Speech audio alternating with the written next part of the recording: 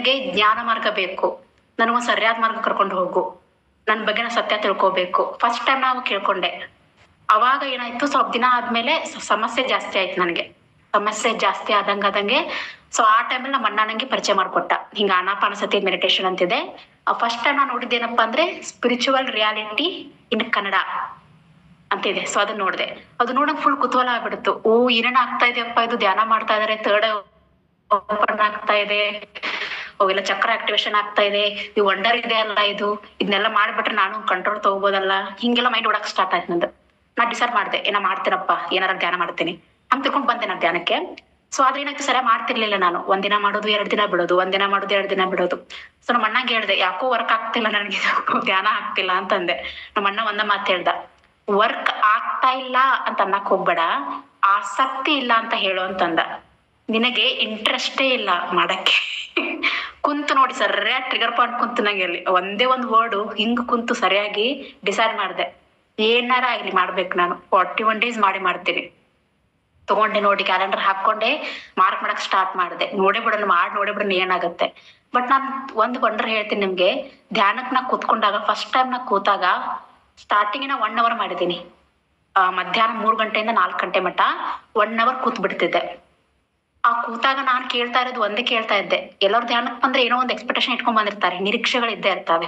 Okay, so ನಾನು ಏನ್ ಕೇಳಿದ್ನಿ ಗೊತ್ತಾ, ನೆಮ್ಮದಿ ಬೇಕು, ಶಾಂತಿ ಬೇಕು, ಎಲ್ಲಿ ಕುಂತ್ರು ಆರಾಮಾಗಿ ಉಸಿರಾಡಬೇಕು, ಒಂಚೂರು ನಂಗೆ ತ್ರಾಸ ಆಗ್ಬಾರ್ದು, ಯಾವ್ದು ಯೋಚನೆಗಳು ಕಾಡಬಾರ್ದು, ಏನಾಗ್ಬಾರ್ದು, ಕುಂತ್ನೆಪ್ಪ ಆರಾಮಾಗಿರ್ಬೇಕಪ್ಪ, ಇಷ್ಟು ಕೊಟ್ರೆ ಸಾಕಪ್ಪ ಭಗವಂತ, ಈ ಒಂದು ಮೈಂಡ್ ಸೆಟ್ ಇತ್ತು ನಂದು.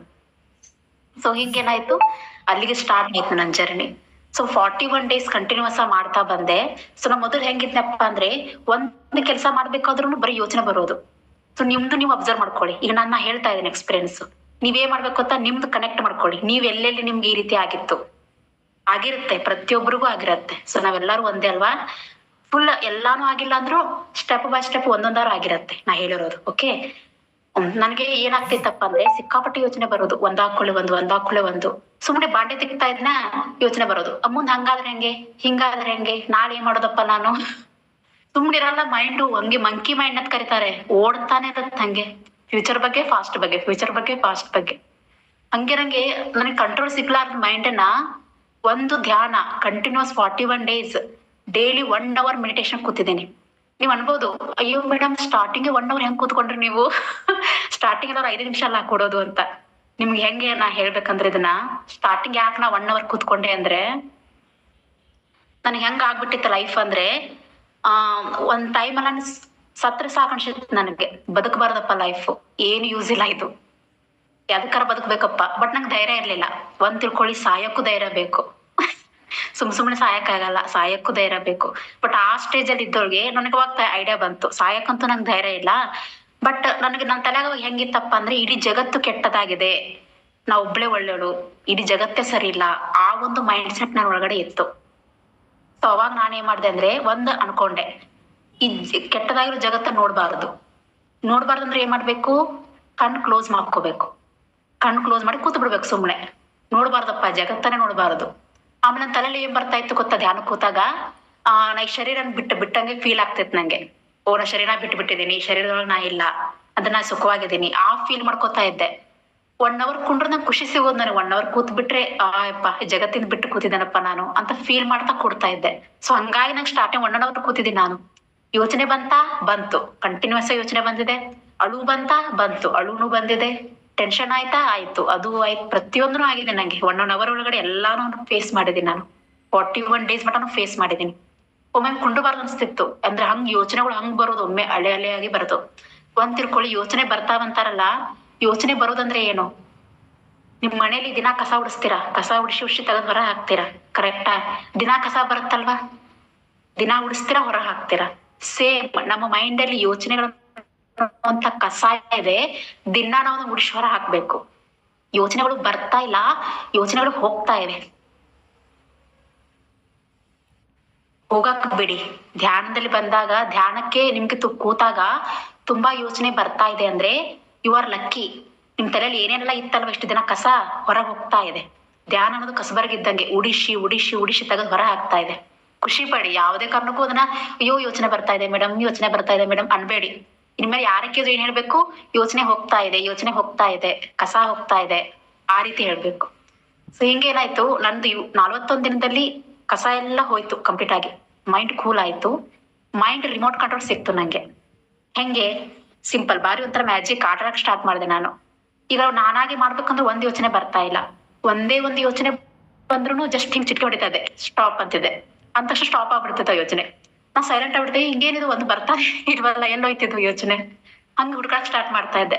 ಮತ್ ಏನೇ ಕೆಲಸ ಮಾಡ್ಬೇಕಾದ್ರೂ, ನಾನ್ ನಡಿಬೇಕಾದ್ರೂ, ನೋಡ್ಬೇಕಾದ್ರೂ, ಕೇಳ್ಬೇಕಾದ್ರೂ, ಮಾತಾಡ್ಬೇಕಾದ್ರೂ ಪ್ರತಿಯೊಂದು ಅವೇರ್ನೆಸ್ ನನಗೆ ಅರಿವು ಬರ್ತಾ ಇದೆ. ನಾ ಏನ್ ಮಾತಾಡ್ತಾ ಇದ್ದೀನಿ ಅರಿವು ಬರ್ತಾ ಇದೆ, ಏನೋ ಕೇಳ್ತಾ ಇದ್ದೀನಿ ಅರಿವು ಬರ್ತಾ ಇದೆ, ನೋಡ್ತಾ ಇದ್ದೀನಿ ಅವೇರ್ನೆಸ್ ಬರ್ತಾ ಇದೆ, ನಡೀತಾ ಇದ್ದೀನಿ ಗೊತ್ತಾಗ್ತಾ ಇದೆ ನಂಗೆ, ನಡೀತಾ ಇರೋದು ನಾನಲ್ಲ, ಯಾವ್ದು ಚೈತನ್ಯ ಶಕ್ತಿ ನಡೀತಾ ಇದೆ.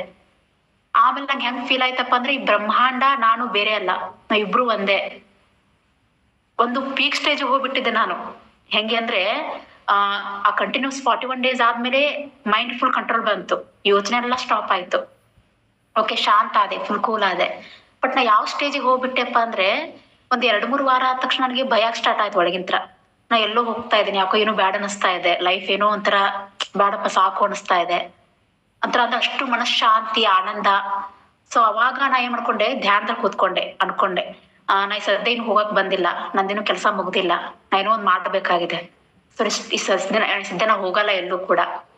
ಆ ಚೈತನ್ಯ ಶಕ್ತಿ ಎಷ್ಟೇ ಅದ್ರ ಫೋರ್ಸ್ ಹೈ ಇರ್ಬೋದು.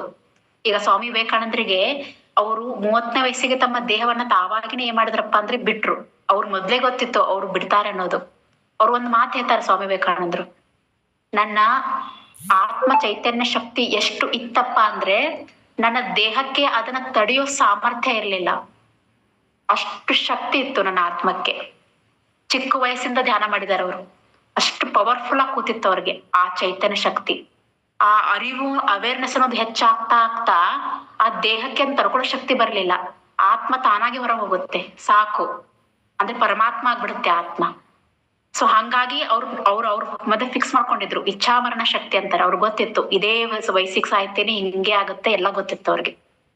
ಸೊ ಆ ಒಂದು ಸ್ಟೇಜ್ ಒಳಗಡೆ ಸೊ ನನಗೇನಾಗಿತ್ತಪ್ಪ ಅಂದ್ರೆ, ನನಗೆ ಚೈತನ್ಯ ಶಕ್ತಿ ಹೆಚ್ಚಾಗಿತ್ತು ಸೆಕೆಂಡರಿ, ಬಟ್ ನನಗೆ ಆ ರೀತಿ ಫೀಲ್ ಬರಕ್ ಸ್ಟಾರ್ಟ್ ಆಯ್ತು, ಎಲ್ಲ ಮುಗಿದೋಯ್ತು, ಆಯ್ತು ಹೊಂಟೆ ನಾನು ಹಂಗ್ ಫೀಲ್ ಬರಕ್ ಸ್ಟಾರ್ಟ್ ಆಗಿತ್ತು. ಬಟ್ ಅದನ್ನ ಧ್ಯಾನ ಕೂತ್ಕೊಂಡು ಸರಿ ಮಾಡ್ಕೊಂಡೆ, ಇಲ್ಲ ನಾ ಹೋಗಕ್ ಬಂದಿಲ್ಲ, ನಾ ಏನೋ ಮಾಡಾಕಂತ ಬಂದಿದ್ದೀನಿ, ನನಗಂತೂ ಫ್ಯಾಮಿಲಿ ಇದೆ, ಒಂದ್ ಜವಾಬ್ದಾರಿಗಳಿದಾವೆ, ಎದಕ್ ಬಂದಿದ್ದ ತಿಳ್ಕೊಬೇಕು, ನನ್ ಪರ್ಪಸ್ ತಿಳ್ಕೊಬೇಕು ಅನ್ಕೊಂಡ್ ಏನ್ ಮಾಡ್ದೆ, ನಾನು ಯೂನಿವರ್ಸಿಟಿ ಬಿಟ್ಟೆ ಅದನ್ನ.